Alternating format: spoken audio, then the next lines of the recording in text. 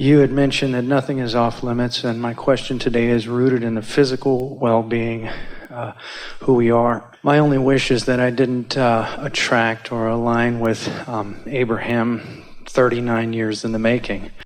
But your vortex wasn't ripe, and so the benefit of the now alignment would not be as satisfying. In other words, it's all good. No regrets. You know, the thing is, there's a lot, it seems like, looking back, which I don't spend much time doing, it seems like there was a lot of pain, unnecessary pain, unnecessary struggle, tough times, all of the above. And when you focus back on them, you reconstitute them a little bit, unnecessarily. Mm-hmm. The thing that I have here today is I have 3 people in my life who suffer from dis-ease. I have a 61-year-old stepfather that had a stroke 6 months ago. He's still physical and he's actually doing okay. But obviously smoking 50 years, his arteries are hard. He's got plaque in him. It's a condition that... I want to tell you something about your inner being. Mm-hmm. Your inner being is aware of everything that you're aware of. But your inner being, you get who your inner being is? You were source energy before you came into this body, and that source energy part of you still remains as non-physical energy. And while you're here, that inner being part of you is aware and right here with you all the time. So what we want to say to you about your inner being is that while your inner being is aware of these 3 people, your inner being never would focus in a way to tell a story like that. And when you do, you set yourself up for some of that resistance or separation. Now we know that what you want to say, and it's logical and it's true too, you feel like you need to face a little reality. And of course, life is reality all around you, isn't it? But when you focus like that, the reason you feel like you feel when you focus like that is because you're choosing an avenue of thought that your inner being will not choose. So you're choosing to separate yourself vibrationally from your inner being while you do that. And the true irony of it is that humans, we love you so much, when you do it, believe that you're helping those people, that you're giving them your attention, and therefore that you're helping them. But the fact is, you can't help anyone once you've disconnected from the resources of your inner being. So the key is to find a way to stay integrated, involved with, flowing with the resources of your inner being while you focus on someone, which really takes discipline. It takes practicing on easy things first. When we say to you, life is coming to you all the time because of law of attraction, and sometimes you feel like life is coming at you, don't you?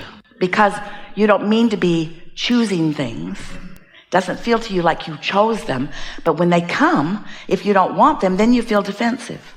And it's that defensive state that holds you, most of you, most often, in a place of not really letting who you are be there as the resource. Now, you're right about something. In other words, when somebody that you care about is experiencing discord, the discord in the form of disease is just strong evidence of either a decision to make their reemergence into non-physical, which sometimes it is, or resistance about something. So when you focus with them in resistance, then you've got nothing to offer them. So we want to tease you just a little bit and say, oh, you humans, you're being so human. You're focusing on the human stuff. You're humaning all over the place. And you're reacting to each other. So you do this, you get sick, and I react. And you do this, and I react. And so it feels like so much of the world has created this behavioral interaction with each other where you're just reacting to each other. So if something good happens, you react. And if something not good happens, you react. But you have no creative control. And then you get defensive because you don't feel good unless you're flowing and blowing with your inner being who won't come over here and play that game with you. You want to be tuned in and then look. Because when you get tapped in, turned on, then look, then you're helpful. I love spreading to others what I can regurgitate and knowledgeably explain to others about your teachings, but the hang-up that I have is So we've spent all this time unconsciously, and we create a lot of damage that way. We do all that stuff, right? We eat, we're gluttonous, we smoke, we don't know what we're doing, we wake up and bam. I know. My question is this: where does alignment, where does vision, where does rockets of desire, where does clarity and expectation come in as far as healing an incurable disease? When rheumatoid that's not possible. It's not possible. You cannot heal an incurable disease. Okay. So, because your belief that it is incurable will not allow you to hook up with the energy that allows the healing. So what you're saying is, if I can treat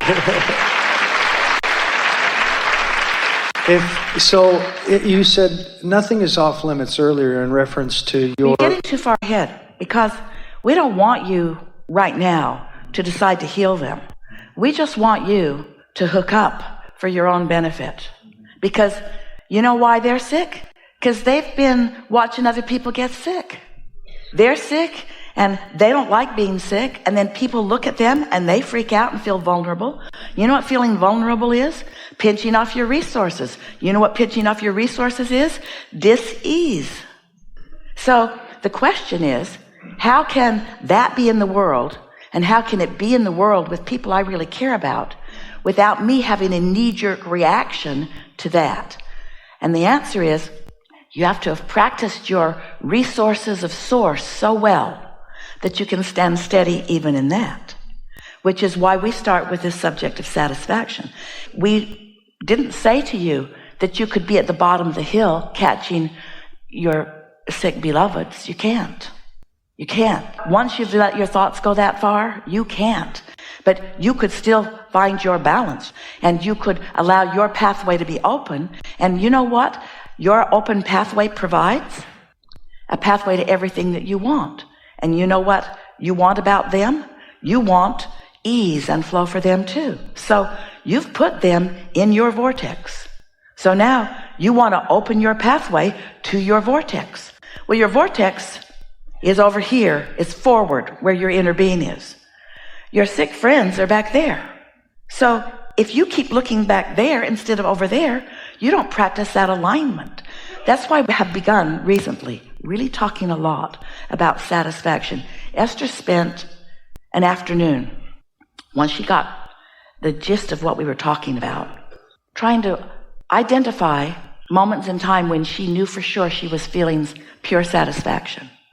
And then she pondered them and thought about them and even wrote about them, because she wanted to identify and isolate and practice what that feeling of satisfaction feels like. You got to do that. You can't take something that you care so much about and discover connection in that moment. You're not going to do it. The momentum of everything that you've worried about for all that time, your own vulnerability, your feeling of vulnerability about other people, your own pessimism about whether somebody really can create everything that they want, those things all are working against you. So you've got to start with that even ground. You can't be rolling down the hill while you're trying to find your balance. You got to catch it earlier. And so Esther sat one day and she thought, all right, what moments do I know for sure were satisfying? And of course, anything that's outrageously fun, anytime you're laughing, lots of thoughts about times with friends when they're really having a good time. But that seemed like more momentum than satisfaction. That felt like invincibility. That felt like true love of life and love of people. That was too big. She wasn't wanting to jump in over there. She wanted to jump in to understanding satisfaction. So she thought about the period of time, it was about a 12-year period of time, that Jerry and Esther were driving these big diesel pusher buses and towing a car behind them. And Esther did all the driving. Jerry was a wonderful navigator, and he would work while Esther drove, and Esther wouldn't work while Jerry drove. So they had this wonderful balance, and Esther really liked to drive.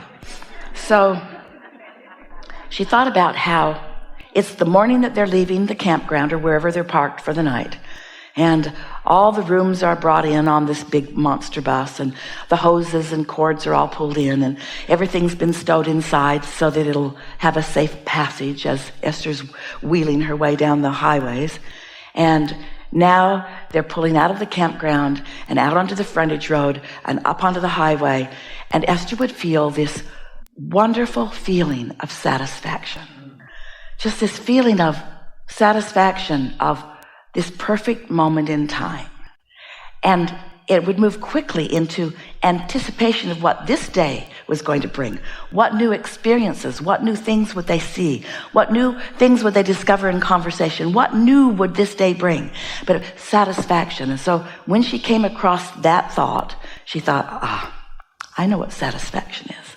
Then her next thought was slipping into a beautiful seat, usually a booth, it's her preference, in a beautiful restaurant with her beautiful friends, and smelling the food and greeting the waiter and loving her friends and looking at the menu and thinking, everything's perfect in my world.